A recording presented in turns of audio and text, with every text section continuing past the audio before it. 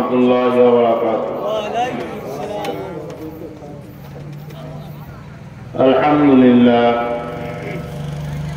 আলহামদুলিল্লাহ নাহমাদুহু ওয়া নাস্তাঈনুহু ওয়া নাস্তাগফিরুহু ওয়া নু'মিনু বিহি ওয়া নাতাওয়াক্কালু আলাইহি ওয়া নাউযু বিল্লাহি মিন শুরুরি আনফুসিনা ওয়া মিন সাইয়্যাতি আ'মালিনা।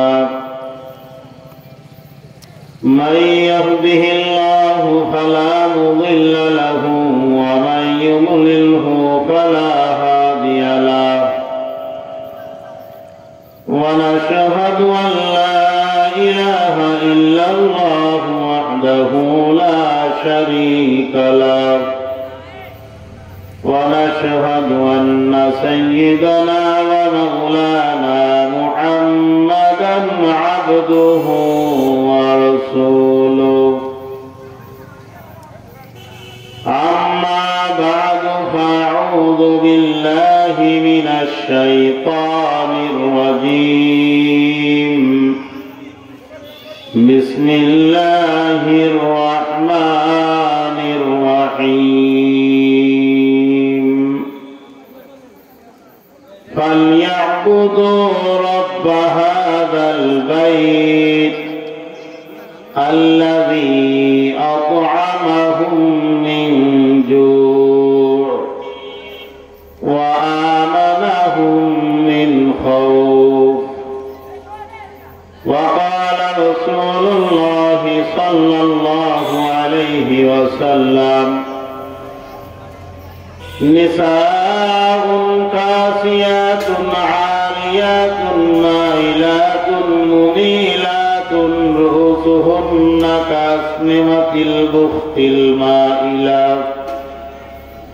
لم يجدن عرف الجنة يوم القيامة يعني ريحها وإن ريحها لتوجد من مسيرة كذا وكذا أو كما قال عليه الصلاة والسلام. سبحانك لا علم لنا إلا ما علمتنا إنك أنت العليم الحكيم. رب اشرح لي صدري ويسر لي أمري واحلل عقدة من لساني يفقه قولي. সবাই একটু দুরূদ শরীফ পড়ে নিয়ে আল্লাহ পাকের রহমত বরকত বেড়ে যাবে।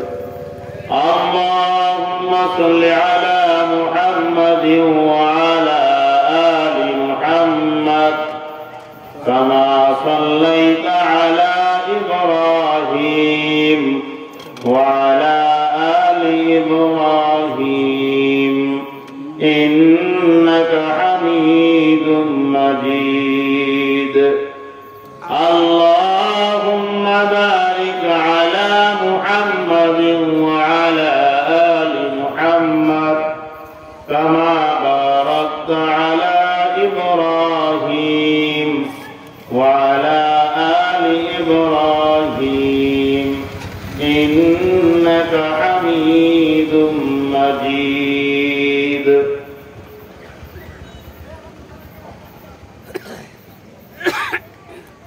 আল্লাহ রাব্বুল আলামিনের বান্দা জনাবে মুহাম্মদ রাসূলুল্লাহ সাল্লাল্লাহু আলাইহি ওয়াসাল্লামের উম্মতগণ,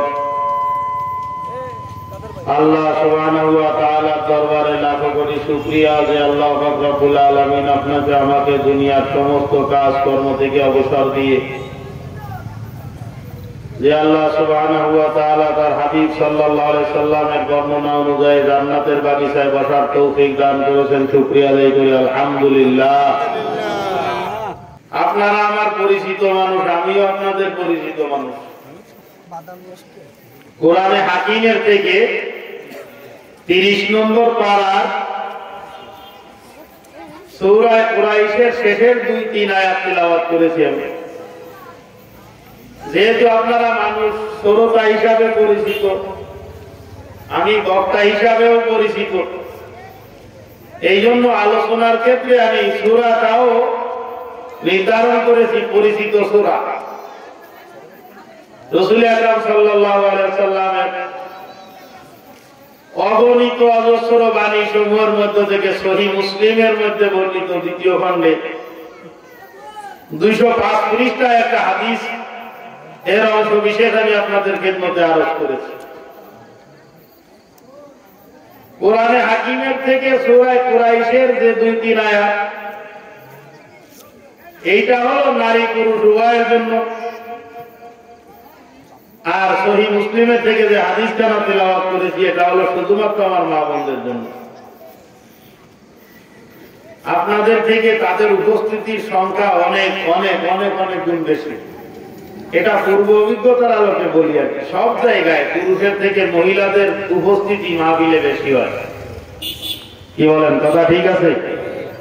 যার কারণে আমিও চেষ্টা করি আমার আলোচনার মধ্যে তাদের জন্য একটা গুরুত্বপূর্ণ একটা অংশ রাখা।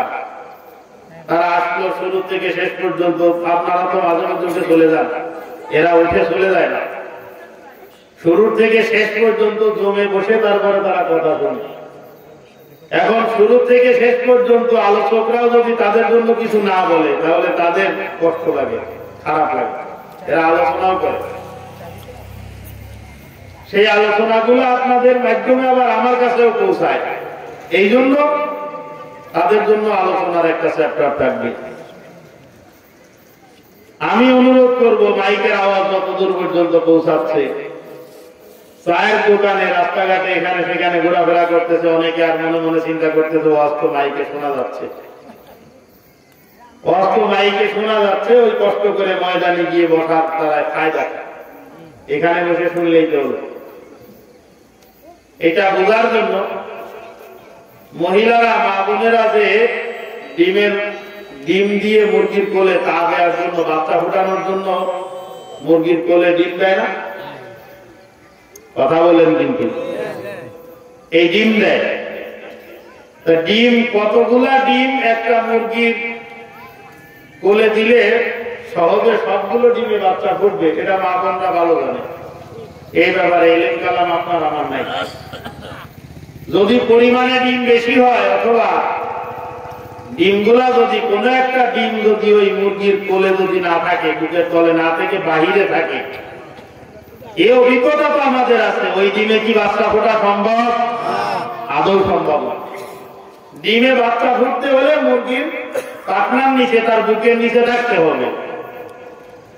কোরআন সুন্নাহর আলোচনা শোনার দ্বারা শ্রবণ করে আপনি যদি উপকৃত হইতে চান, তাহলে আপনার উপকার প্রাপ্তির জন্য এই টাওয়ার মধ্যে এসে বসতে হবে। আলোচনার কেন্দ্রবিন্দুতে উপস্থিত হইতে হবে। বাজারে বসে, চায়ের দোকানে বসে কথা শুনলে ওই কথার দ্বারা ফায়দা হবে না। এই জান্নাতের বাগিচা আজ এখানে মিলছে, আগামীকাল এখানে থাকবে না, গতকাল ছিল না। কি বলেন, কথা ঠিক? এই জন্য ভাই অনুরোধ করি, মেহেরবানি করে চলে আসেন। আমরা আমাদের মূল আলোচনা শুরু করতে যাচ্ছি।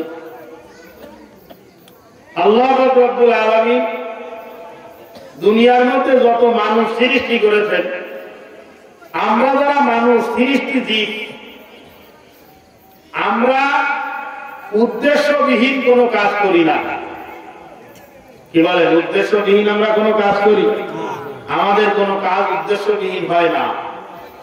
ছেলে সন্তান লালন পালন করি, লক্ষ লক্ষ টাকা তাদের পিছনে খরচ করে তাদেরকে উচ্চ শিক্ষিত বানাই। এর মধ্যেও পিতামাতার একটা উদ্দেশ্য বা স্বার্থ আছে কি আছে না? তার দ্বারাই কামাই খাবে, ওই স্বার্থ যদি নাও থাকে, এই ছেলে একদিন সমাজে মানুষের মতো মানুষ হবে, তাকে মানুষ সম্মান করবে, তার জন্য আমার মুখ সমাজে উজ্জ্বল হবে, এটাও তো একটা স্বার্থ, উদ্দেশ্য। কি বলে?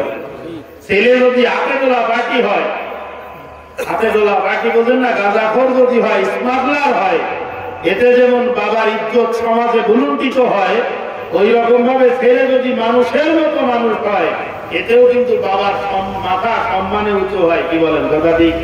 এই জন্য প্রত্যেকটা মানুষ, আমরা সৃষ্টি জীব, আমরা প্রত্যেকটা মানুষ যা কিছু করি, আমাদের প্রত্যেকটা কাজের মধ্যে একটা উদ্দেশ্য থাকে।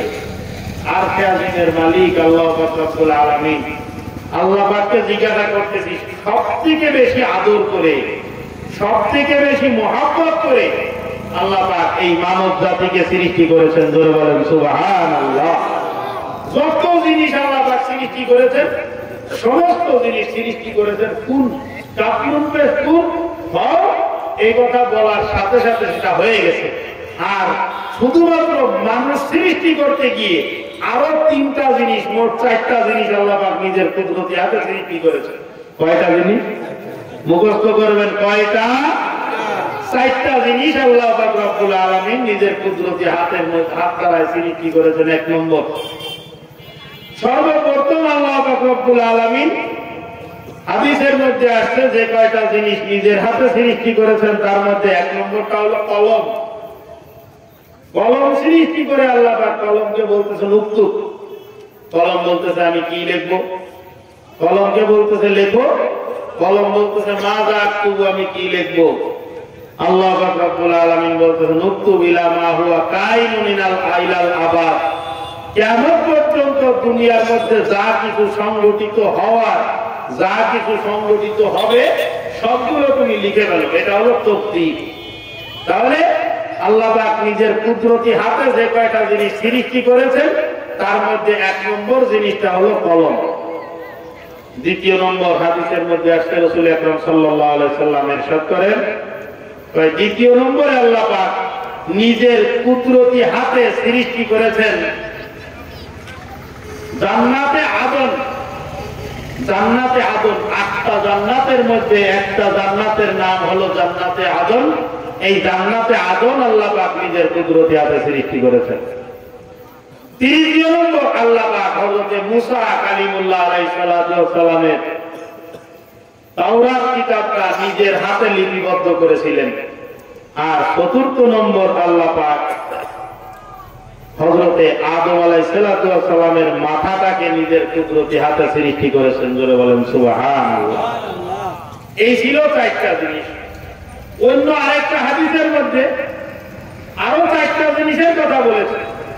তার মধ্যে একটা হলো কলম, দ্বিতীয় নম্বর হলো আরশ, আল্লাহ পাক নিজের কুদরতি হাতে সৃষ্টি করেছেন।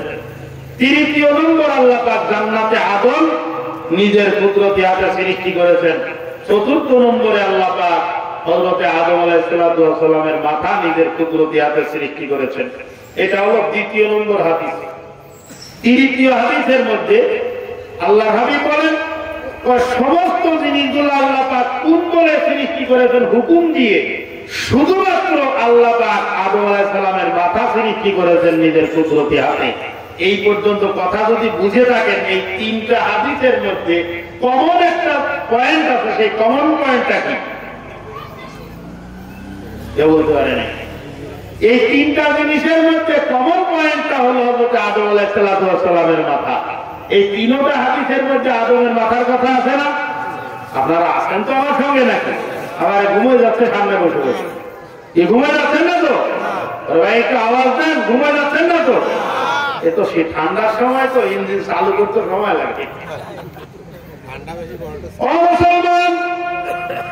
আল্লাহ রাব্বুল আলামিন সমস্ত জিনিস সৃষ্টি করেছেন কাকুন বেকুন। কুন মানে হও, এই কোন শব্দের অর্থ হলো হও। আল্লাহ পাক বলেছেন হও, বলার সঙ্গে সঙ্গে হয়ে গেছে। আমার নবী ডাক দিয়ে বলতেছেন ও দুনিয়ার আমার উম্মতেরা, আল্লাহ পাক রব্বুল আলামিন কোন বলে সবকিছু সৃষ্টি করলেও আদি পিতা হযরত আদম আলাইহিস সালাতু ওয়াস সালামের মাথাকে আল্লাহ পাক নিজের কুদরতি হাতে সৃষ্টি করেছেন। বলেন সুবহানাল্লাহ। সব ফেরেশতাদেরকে আল্লাহ পাক রব্বুল আলামিন সমস্ত দুনিয়ার চামড়া, সমস্ত দুনিয়ার উপরিভাগের মাটি নিয়ে আসতে বলছে। মাটি আনার পরে সমস্ত মাটিগুলো খামিরা করা হয়েছে। খামিরা করার পরে আল্লাহ পাক রব্বুল আলামিন দিক নির্দেশনা দিয়েছেন, ইনস্ট্রাকশন দিয়েছেন। একটা একটা করে হুকুম দিতেছেন আর একটা একটা করে অঙ্গ প্রত্যঙ্গ বানাইতেছে। আদম আলাইহিস সালাতু ওয়াস সালামের শরীর তৈরি হয়ে গেছে মাটির খামিরা দ্বারায়। পার থেকে গলা পর্যন্ত তৈরি করা কমপ্লিট। আল্লাহ পাক বলতেছেন এবার আমার কোনো কিছু কাজ বাকি আছে। ফেরেশতারা বলতেছে মালিক এতক্ষণ পর্যন্ত যেভাবে নির্দেশ করেছিল সেইভাবে আমরা বানাইছি, এখনো তুমি নির্দেশ করো কিভাবে বানাবো, আমরা সেইভাবে বানাই দিতেছি। আরশে আজিমের মালিক আল্লাহ পাক ডাক দিয়ে বলতেছেন, ফেরেশতারা এইবার যে চেহারাটা বানাইতে হবে, মাথাটা বানাইতে হবে, এটা আমি আল্লাহ পাক নিজের কুদরতি হাতে তৈরি করব। বলেন সুবহানাল্লাহ।